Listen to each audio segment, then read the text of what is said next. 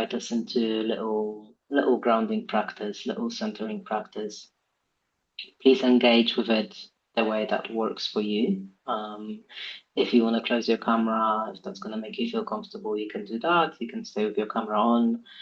And also, as I give instructions or invite us into practice, find your own way of doing that. Find your own way that's going to work for your body. And if something is not going to land well in your body or won't feel right in your body, just skip. Just don't go there. Okay, so let's just take a moment, maybe a deeper breath. Just notice that we are sitting here where we're sitting in your own space, in a chair or floor, wherever you're sitting, just noticing the presence of the body on the sitting surface. And noticing also the digital space. So as I'm arriving in my body, I'm also noticing the digital space in the screen in front of me. And that's always a challenge in those online spaces, to have those two realities, hold those two realities. So yeah, just taking a moment to maybe feel, if that's accessible for you, if you can do that, feeling the surface you're sitting on, under your legs, under your feet, under your sitting bones.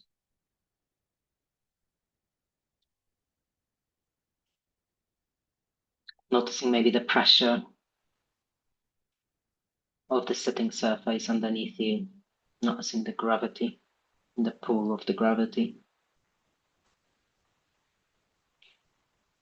And just seeing if there is a way for you to let go into the pull of gravity a tiny bit more this afternoon. Just maybe 1 or 5% more, just allowing the body to be held by the gravity, by the surface you're sitting on, by the earth underneath.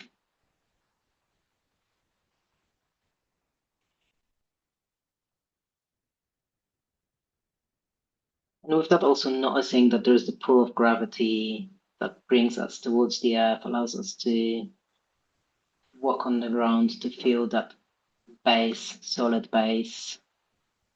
And also there is the sky above us that enables the space for the body to unfold.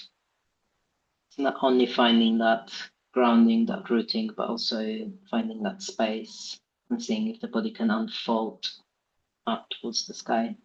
Maybe imagining the spine unfolding just a little bit. Maybe imagining space between the vertebrae of the spine. And allowing for the body to occupy those 2 dimensions, down towards the earth, up towards the sky.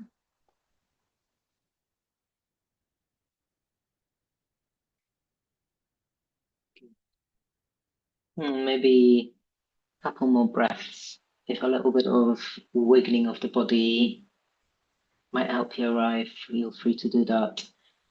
Or if any kind of touch on the body, on the legs or the upper body will help you to arrive. Be present as much as you can, be present this afternoon. Feel free to do that as well.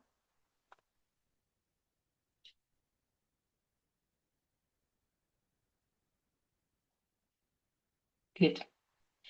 I can see that my electricity is hopefully coming back, so I'm gonna give it another minute and see what happens. But I've just seen my screen coming back to life.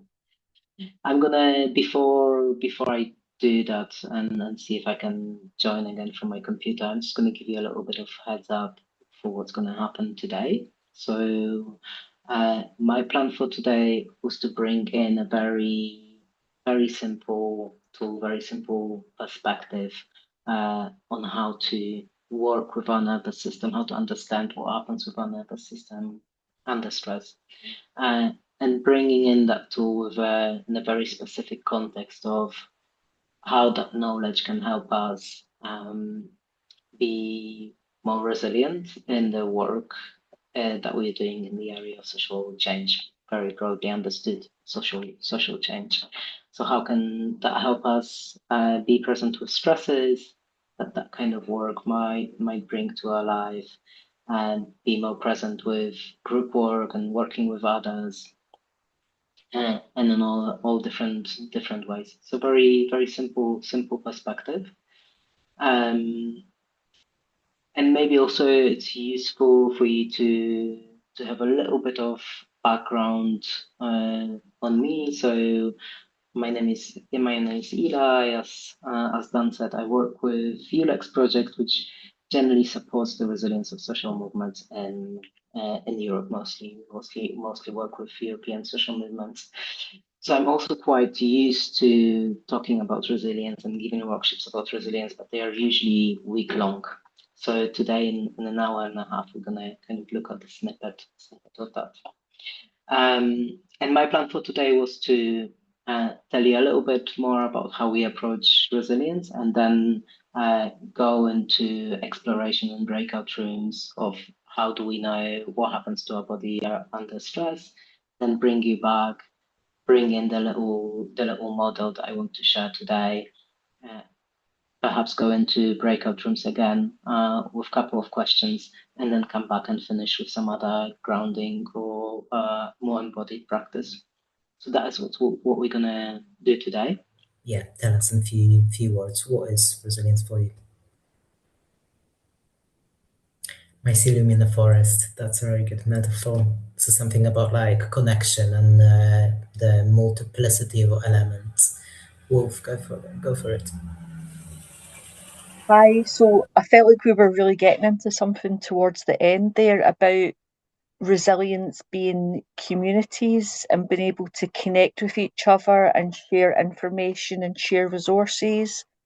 And how do we preserve that in a time where we're kind of being isolated from each other and we have like our internet freedoms being curbed and stuff? How do we preserve that resilience that we have and then build on it? Yeah. Beautiful. Thank you for that. So something about like the connection, the community, the resources that we can share when we are connected, and also the challenge of like how do we counteract the isolation? How do we counteract the disconnection that we are currently experiencing? Beautiful. The chat also says figuring out how our bodies need to rest, so caring for soul and body, or both. Recognition, community, memory. Beautiful. What else comes to mind? Resilience in the context of collapse, rejecting capitalist narratives of resilience that individualizes but puts responsibility on individuals. Great. We talked Inner about and the need outer. for community as well, and sure, nature and being out there, but also need to share with some others and to feel not alone. Beautiful. So not feeling alone, sharing with others. That is a thread that is coming up through in a lot of the responses, starting with the mycelium in the forest. There's also a mention in the chat about internal ecosystem, flexibility, adaptability. Again, mention of nature, sharing resources again. Resilience is an active practice. Beautiful. Yeah, that is, I think, a really good bridge into what I wanna share today, or what I wanna talk about. So I'm gonna very briefly share my screen to show you a bit about how do we think about resilience in Ulex. So this is just a very simple graph to show how much there is to resilience. So when we think about resilience at Ulex, we talk about psychosocial resilience to emphasize that element of the individual, our own well-being, our own resilience, but also how that's connected with others, how that's created and nurtured in a social and community context. So we are talking about psychosocial resilience, and that there are different dimensions to this. There's this personal dimension, so what you've been sharing about maybe nature, a sense of connection, attending to our bodies, attending to our souls. But there's also the organizational group dimension or community dimension. So how do we work? How do we cultivate resilience? What kind of practices of resilience can we have on a collective level? And then there's also the socio-political and movement dimension. So when I say movement, I think more about social movements and how do we do it between different organizations? How do we build networks, coalitions that can also practice resilience, and how that can then permeate into the social and political context in which we all operate. So this is just to kind of like give us an idea that resilience isn't just not necessarily individual well-being. There's a lot of things under resilience. And when we talk about resilience in Ulex, we talked about so many different things. We talked about things from like strategy. How do we have a good strategy on what we want to do, through meditation, grounding practices, up to coalition building. So there will be a lot of different practices that focus on resilience. And where we're going to go today is more into that personal dimension and how that feeds into the organizational and group dimension. And specifically, what I want to talk about today is stress and what happens in our bodies when we experience stress. So I'm curious again to hear from people. What is it that you notice in your own body when you experience stress? Feel free just to write in the chat, drop ideas in the chat. What is it that happens with your body, with your mind, with your thoughts when you're under stress? And that can be any kind of stress. You can imagine just, I don't know, being a bit late for work, or electricity going out when you're about to start a big webinar with 20 people, things like that, like everyday stresses. So there's tightness, narrowing, tightness in the chest, heart rate increasing, visual migraines, embedding sense of doom, thirst, panic, fear, mind becoming fragmented, tension, queasiness. Mention of that years of stress can eventually bring the body into the imbalance, withdrawal, confusion, irritability, panic zone, bracing for something. Yeah, so it's like a lot of really intense experiences, right? It can be quite unpleasant, but it can be quite difficult to hold those moments of stress. And yet stress is something that we will experience every day as we move through our day, and also as we come together as groups, as we want to engage in socially engaged work. So what can we do to kind of be with that in a more resilient way? I'm gonna again share my screen to show you a little bit of theory behind what is it very simplistically that happens in the body when we experience stress. And from there, from that base knowledge, we're gonna go into, okay, so what can help us be more spacious around it. So this what we can see now is a very simple graph that kind of like speaks to those experiences that you've been sharing in the chat.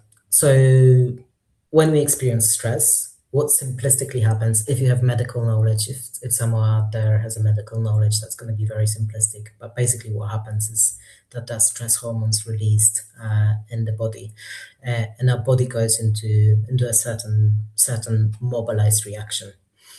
And maybe you've heard about those reactions here. So it says fight, flight, freeze, and appease. And those reactions can be very little. They can happen very subtly in our body mind, or can be a very, very big reaction, depending on the stress, depending on the stressor.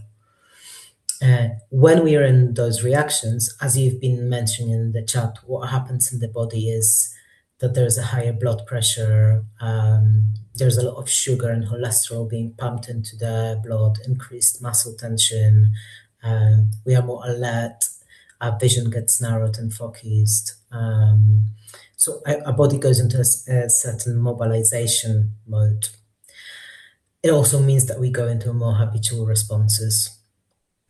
And this is actually very good and healthy response and reaction. And we need to go into those stress responses to be able to respond to what we meet in our daily life. So again, if I imagine a situation, I don't know if I take in the example of starting this webinar and the electricity cutting off, like my body goes into a mild stress reaction, and I go in a lot of mobilization of like, okay, what do I do now, right?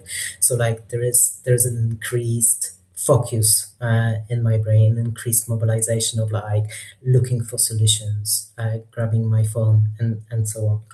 And that can also be when we I don't know, we crossing a street and we see with a corner of our eye a bicycle approaching. The stress response is gonna mean that we jump back on the pavement, for example, right? So our body just goes into habitual, let's take ourselves out of this situation.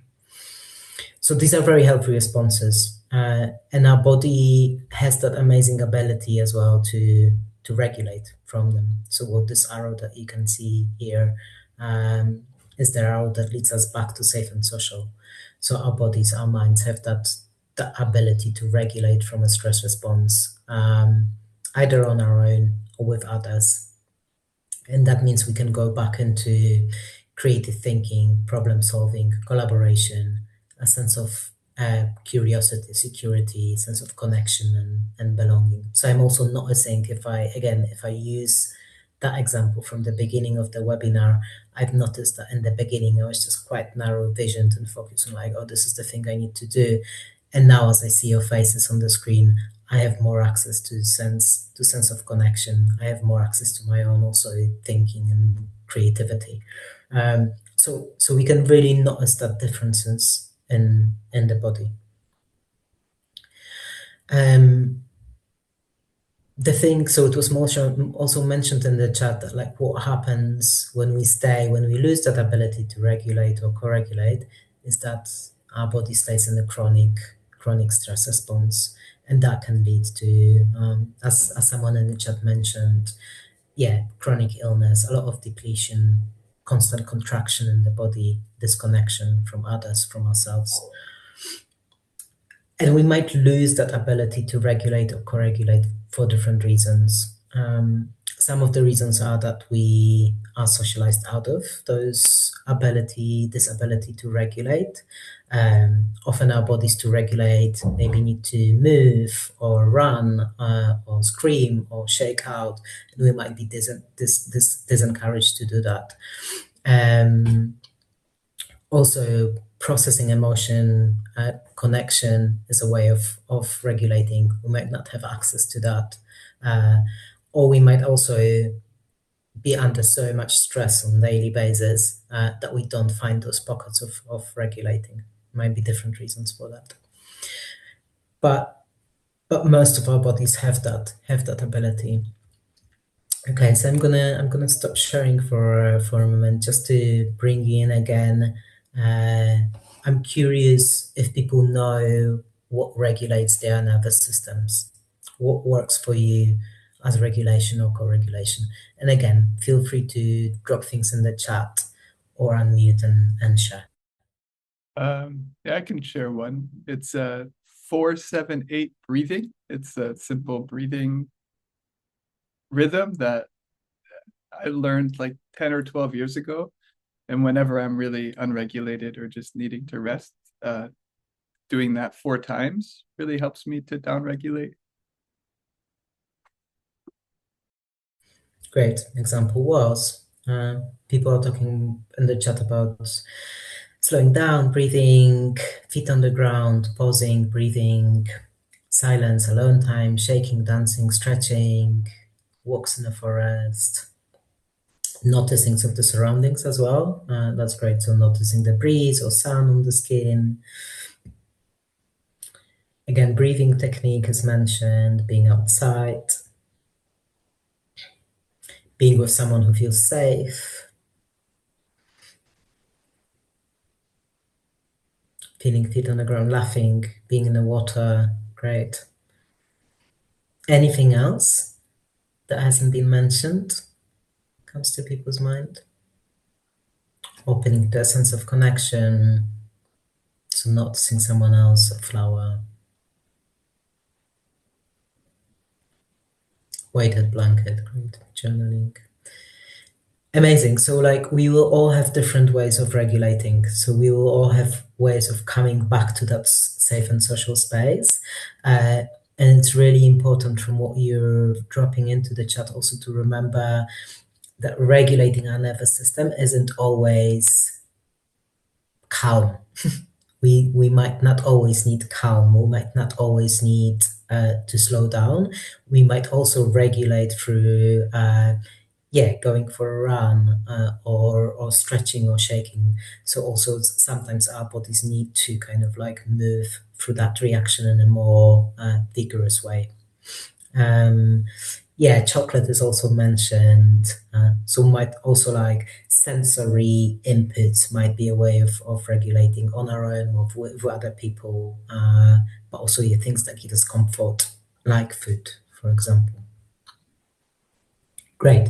So I'm going to go back to sharing my screen for another moment because I want to bring us a bit more into those reactions that we see here. So we see the fight, flight, freeze, and appease reactions and the stress reactions. And again, I assume that people kind of heard about them, have heard those words, but I'm going to go through those reactions briefly because then that's going to be helpful for us when we translate that into working with other people or finding better ways of regulating. So the fight response is basically when under stress we go into fighting whatever the stressor is, and again that might be very subtle. In my example of a cyclist approaching, I might just get really grumpy with them and be like, why they're cycling so quickly, right? And maybe go into a bit of road rage or something with them. So it might be very subtle, just a sense of like in our bodies, up to like bigger reactions. But there is a spectrum in the fight, and in each of those reactions there's a spectrum. There's also flight response, which basically means we remove ourselves from a situation. Again, a spectrum. I might remove myself from a situation mentally. I might, for example, sit in a meeting that's getting a bit tense, and what my body does is I'm going to start thinking about, oh, what's for dinner, I wonder. That's a flight reaction coming in very subtly. Up to like leaving the room, right? So again, a spectrum of different things that might happen. And then there's a freeze reaction when we are unable to think or feel or do anything. There's a bit of a sense of stuckness. Again, a spectrum and how that can show up in the body. And then there's a appease reaction, which is basically when we want to diminish the stress by being nice.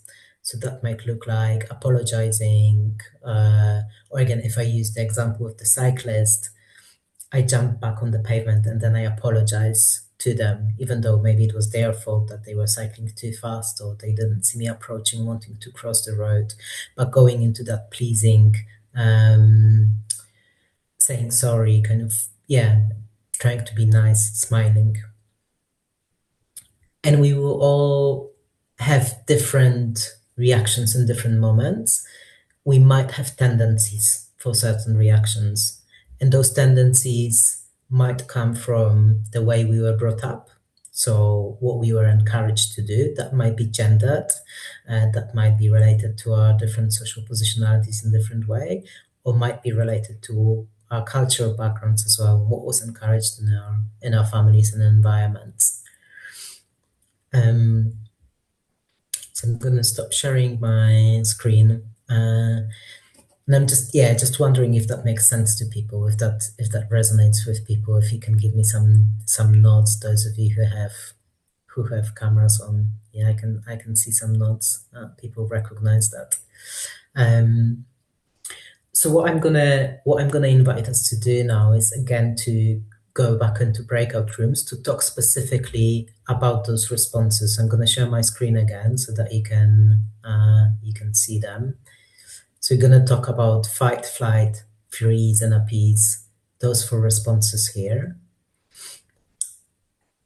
And my question would be, which one of those is the response that you most easily go into?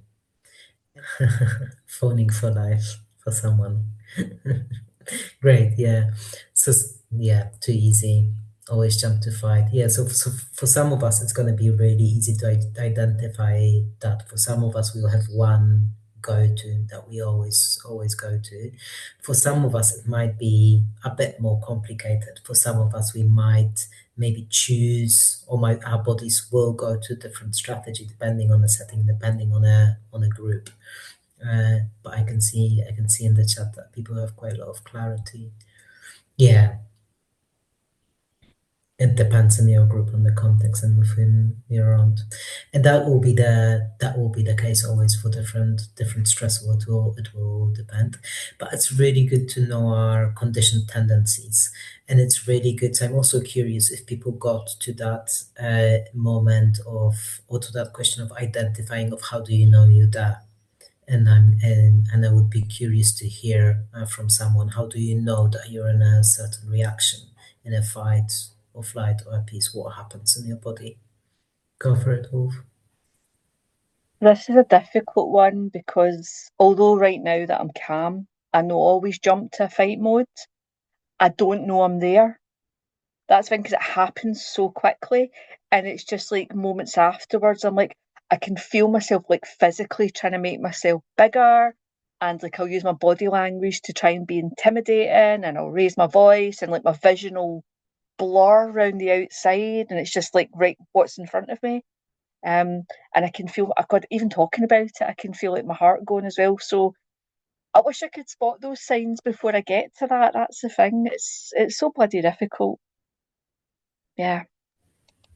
Yeah, thank you for sharing, Wolf, and thank you for the vulnerability. So something like even talking about those reactions, like you can feel that in the body, and that kind of regret of like, oh, sometimes we just spot it afterwards, which is completely normal because that is what our bodies are kind of wired to do, to go into those responses.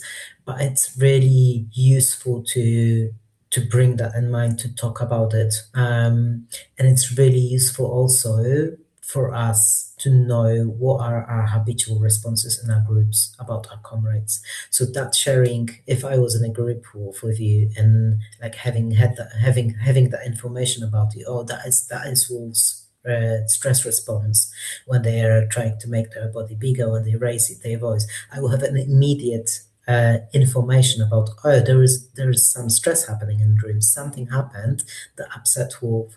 And often we don't have those informations about each other in our groups, and that might really lead to conflicts, and that might really undermine our resilience, and we might lose an opportunity to help each other to co-regulate. So I'm also seeing in the chats different descriptions of what happens to people. So smiling, even though I don't want to, internal narrative changes. So yeah, much more critical of ourselves or others.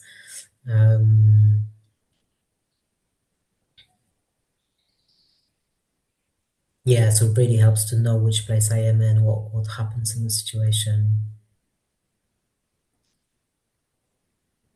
Yeah, and someone saying that they often go into flight, and that is kind of also a suppression of like, oh, I don't want to be angry in public. No, that's why we go to flight. So yeah, so it's really important. It's really important to know for ourselves, like what is the subtle information, what can be a subtle clue that my body goes into a stress response, and again, not to not have those responses, because they might be useful in a certain situations. We might want to go to stress to use that mobilization in the body, but to create a bit more choice for ourselves. So if I know for myself that if I go to a flight response, what I'm gonna notice in the body is a bit of like thinking about something else, or a bit of energy coming up, or a bit of tightening in my stomach. If I spot that when someone makes a comment that is hurtful, for example, for me, I might create a bit more choice for myself there around reaction of like, okay, do I want to go into flight now? Is that something that's going to protect me? Is that something that I'm choosing for myself? Is that something that's going to be useful for this situation in the group? Or do you want to choose something else? And it's difficult to do. It's difficult to do on our own. And that's why we also I encourage groups to bring in those conversations into groups to know about each other, so we can spot it for each other and be like, oh, I'm noticing that you're stressed now. I'm noticing this. Are you noticing that as well? So that we can access that co-regulation, so that we can access that more choice about what we want to do under stress. I'm going to share my screen again. So we're going to go back to that graph. And while those fight, flight, freeze, appease reactions, stress reactions are really, really useful, can be very useful at times. I don't know, if we're working towards a deadline, a funding deadline, maybe we do want to be in a fight, and maybe we do want to that mobilization in the body, but we do want to regulate back from it as well. Once the deadline is gone, we go back to our group. We're like, okay, that's done. How can we now regulate from that? Because if we stay here, all of those things that you can see down here aren't possible. So we are not able to collaborate as much as we are when our nervous systems are regulated. We don't have access to that creative thinking, to problem solving. We only go for habitual things. So we might be much more likely to repeat mistakes, go for the strategies that we already know. And also that piece here about connection and belonging, that it's much more difficult for us under stress to tap into a sense of connection and belonging. And that's going to have an enormous influence on our group dynamics. If we don't have a sense of connection and belonging with others, it's going to be so much more difficult to make decisions. It's going to be so much more difficult to trust other people or trust what they are saying. A lot more insecurities, like was mentioned in the chat, inner critics or critics towards others might come up. So it is really, yeah, being in those stress responses and not having access to regulation or co-regulation might really, really undermine our ability to work with others, not only our ability to move through life ourselves, but also to be in connection with others. So I'm curious. So we talked a little bit about the strategies you have for regulation for yourself. I'm curious if you do have any practices that you hold in your group that help you co-regulate as a group. And again, if someone wants to unmute and share something, or just share in chat, go for it. What do you do in your groups, in your communities? What do you do to co-regulate together, to move through stress responses? Go for it, Wolf. So one of my jobs is a facilitator for Extinction Rebellion. And when there's a very heated moment in a meeting, it's kind of like, I call it like switching the lights off and on again. Is basically everyone take a moment, pause, go get a drink, come back, and then we'll do like silly little exercises, like go around the room and you have to name a colour and pass on to the next person and not repeat colours, because that kind of resets people's brains a bit. But sometimes if it gets too heated, the best thing to do is just say, look, let's just put a pause on this meeting and come back to our next meeting and start again, because you've really got to know. It depends who it is and how heated it is and how much trust and how much of a relationship you have with people as well to really make these kind of judgments, But don't ever be afraid to put the brake on things. It's okay to do that. Yeah, great. Thank you for that. So yeah, bringing in a moment of pause, and the moment of pause, the length of it will depend on the group and the situation we're in. It might be 5 minutes break for people just to kind of like come back to themselves, do something that's going to take them out of that narrow vision, or it might be a week break or a month break. Dylan, go for it. So I'm part of this group called the Cork Queer Nature Collective. We do a lot of things, environmental activism, but we mostly do education and connecting people with nature and so on. And we are a small group run by a team of entirely disabled people. And so two things that we do that's very helpful. One is we have these little sessions where we come together and do a bunch of admin work together. So we all sort of get in the same space and respond to different emails and plan for different activities and so on. And that helps us within our limited time as volunteers to, really feel motivated, but then also turn the work into something social. And the other thing is that we've really created an environment within the space where nothing is a catastrophe, nothing is urgent. We've created a space where it's normal and not shamed for organizers to say, hey, I need to take a step back for a few months and not participate in anything, or hey, I really need to hand this project over to someone because of certain externalities and whatnot. And that does mean sometimes projects don't come to fruition, which is okay. That happens. Not every bud needs to flower. But just creating a culture where that slowness and working within your needs and capacities is, I think, incredibly successful and important for us.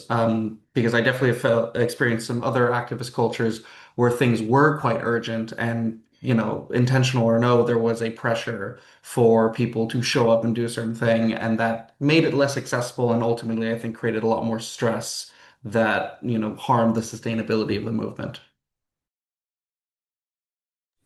Great, thank you for that, Dylan. So you both mentioned kind of like a practice of coming together and working together from the same space, which supports that connection, that sense of connection, counteracting the isolation. But you're also mentioning something that's not an immediate tool, but more a change of culture in the group. So that's going to also be an element in our groups of what are the group cultures that we create and how can they put more pressure or less pressure on us? How do we create group cultures that are resilient? And that's going to really depend on each group, how we want to do that, the nature of our work, the resources we have available.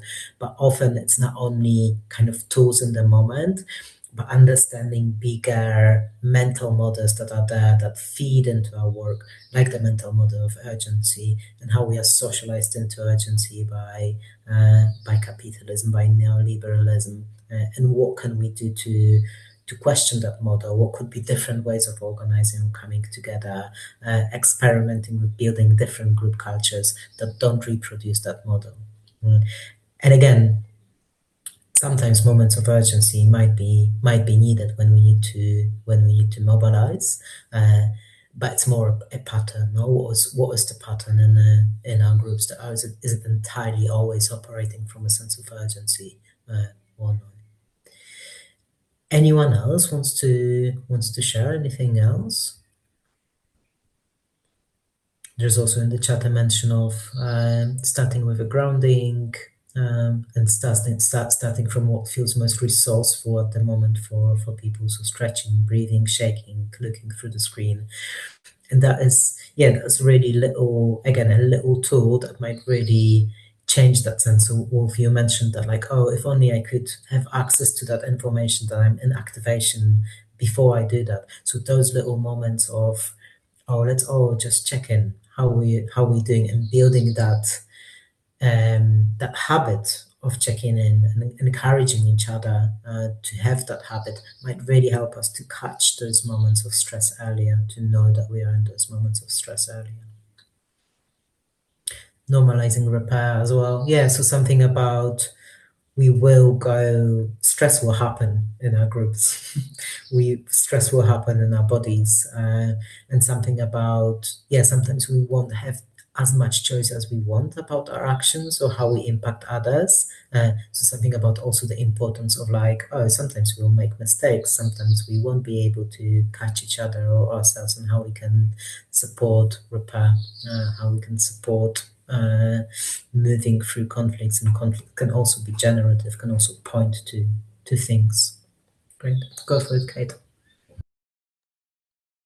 Yeah, I was just noticing where my mind was going with a particular situation. And I think what I wanted to say was that sometimes it can be a bit chicken and egg. Like you need to have a group with a good connection and trust to even introduce these technologies.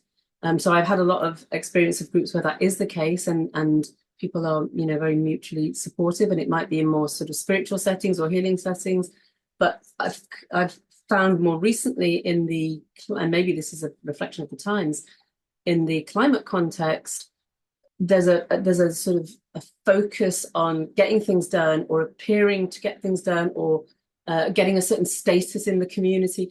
And, you know, having gone on the Thrive training from Transition and sort of tried to introduce more of, well, let's make this more sustainable by really checking where we all are and having check-ins. And people are just saying, well, it's, you know, it's too much time wasted. We need to do this. We need to do this. We need to become a charity. We need to get money. We need to, and so, you know, to even get to the point of, you know, let's have a moment at the beginning requires people to be in a certain place. So it's sometimes it works and sometimes it's really hard. So just wanted to add that in case anyone else has felt discouraged sometimes, which I have.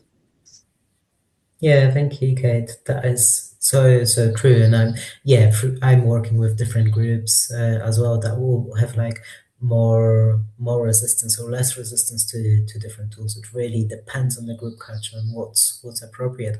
What comes to mind for me with that is that often when I work with groups that are much more focused on the outputs and what we need to achieve, I'm talking about how resilience is actually undermining our productivity and underlining our impact in the world, because it really is.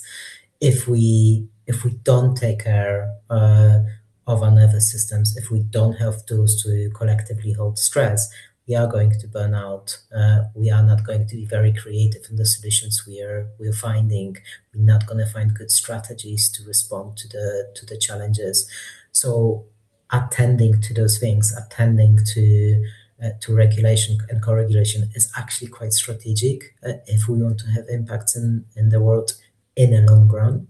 And it is a long run. It is a big change that we want to see in the world, that will require a lot of resources, will require a long time. Okay. There's also a mention in the chat about an Irish word around work camp or work party. That's great. Thank you for sharing that. We have 3 minutes. I'm just gonna invite us maybe for a minute and a half to just like go back into our bodies, if that feels comfortable enough, if that feels doable for you today. Just notice the body again, as much as you have access to that. Notice the surface you're sitting on, the pressure, your legs, feet, your bum, pressure of the gravity. And notice the upper body unfolding from that solid base that gravity offers, the upper body unfolding.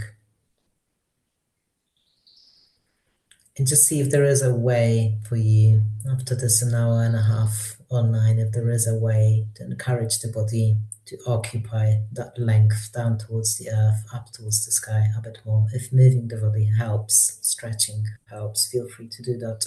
Or just imagining body stretching, opening in those 2 dimensions. And just allowing that stretch, allowing that space and length for all that have been shared, all the experiences to share that's been shared, to land in that space. So creating that space and length so that we can take in what was shared, what was exchanged in the last hour and a half.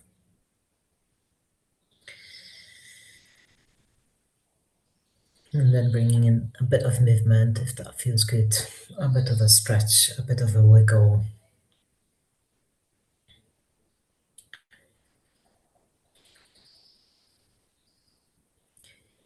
Thank you, everyone, for coming in today and sharing reflection, sharing your experiences. Really lovely to be here. Thank you for your patience with the technical challenges. That's